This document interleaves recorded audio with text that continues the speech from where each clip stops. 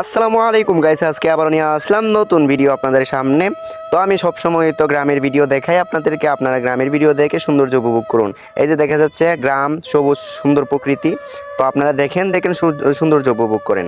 আর ইনশাল্লাহ সবারই দাওয়াত, আমার সব ভিউয়ার্সদের দাওয়াত, সবাই আমার বাড়িতে আসবেন ইনশাল্লাহ, সবাইকে দাওয়াত। তো এখন আমরা আসলাম আমাদের আন্টির বাড়িতে আসার পর আমার আন্টির জামাই বলতেছে চলো আমরা ক্ষেত থেকে ঘুরে আসি। এই যে দেখতেছেন কাদা কাদা দিয়ে জুদা হাতে নিয়ে এসে হাঁটতেছি।